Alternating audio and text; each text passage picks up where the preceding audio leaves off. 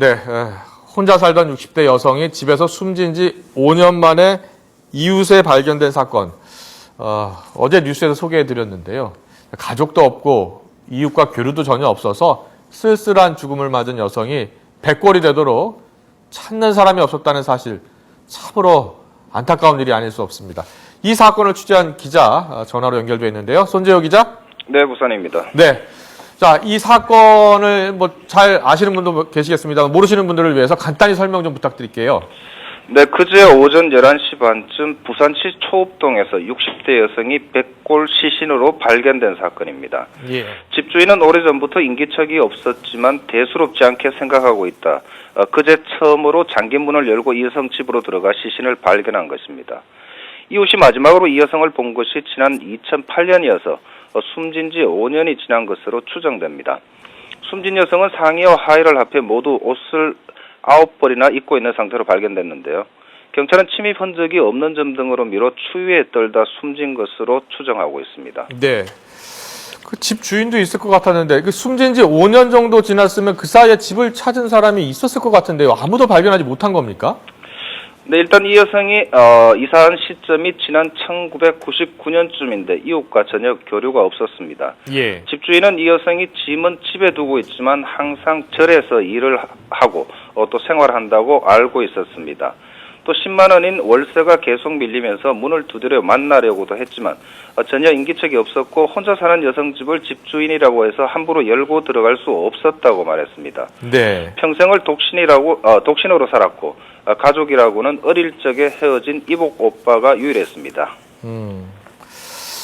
이복 형제가 전부였군요. 가족과 이웃이 아니더라도 근처에 공무원도 있을 거고요. 다른 사람도 찾아올 수 있었을 것 같은데 그럴 때도 5년이나 방치됐다는 거 좀 쉽게 이해가 되지 않는데요. 네, 숨진 집에 오랫동안 살았지만 이전에 살고 있던 곳에서 주소를 옮기지 않았습니다. 선거철이 되면 선거인 명부를 확인하기 위해 통장이 찾아오는 등 관에서도 돌아볼 기회가 있었지만 주소지가 아니어서 그런 기회가 없었습니다. 또 별다른 수입이 없는 처지지만 기초생활보장 대상자도 아니어서 사회적 관리망 밖에 있었습니다. 대상자로 선정될 수도 있었지만 역시 실거주지와 주소가 달라서 그럴 기회를 놓친 것입니다. 네. 그러면 이게 5년이라는 시간이 흘렀기 때문에 시신이 좀 부패했을 것이고요. 냄새가 나기도 했을 텐데 그런 것으로도 죽음을 안 사람이 없었다는 겁니까? 네, 우선 집주인은 5년 동안 전혀 그런 냄새가 난다는 사실을 알지 못했다고 주변 사람들에게 설명했습니다. 위층에 살던 사람도 집 주변에서 이상한 냄새가 있다건 났지만 하수구에서 난 냄새로 생각하고 시신이 부패하는 냄새로는 전혀 생각하지도 못했다고 이야기했습니다.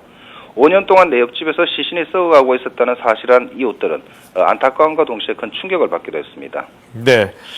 그리고 또 부산에서는 이 숨진 지 6년이 지난 50대 남성이 백골 시신으로 발견되기도 했었죠. 네, 그렇습니다. 지난 1월 부산시 부민동에서 50대 남성이 주택 보일러실에서 숨진 채 발견됐습니다. 스스로 목숨을 끊은 것으로 추정되는데 집주인은 이 남성이 다른 지역에서 일하고 있다고만 생각했는데 무려 6년 동안 시신이 방치된 것입니다. 두 사건 모두 사실상 가족이 없고 이웃과 왕래가 없는 1인 가구에서 벌어진 이른바 고독사라는 점에서 공통점이 있습니다. 죽음에 이르는 과정도 말할 수 없이 힘들고 쓸쓸했을 텐데 시신마저도 찾아서 수습해주는 사람 없이 오랜 시간이 흘렀다는 사실 때문에 취재 과정에서 안타까운 마음이 쉽게 가라앉지 않았습니다. 1인 가구 증거와 초고령 사회로 다가가는 현실에서 더 많은 고독사가 생기지 않을까 걱정이 되는데 이런 안타까움이 반복되지 않기 위해 더욱더 촘촘한 사회 안전망을 고민해야 하는 시점입니다.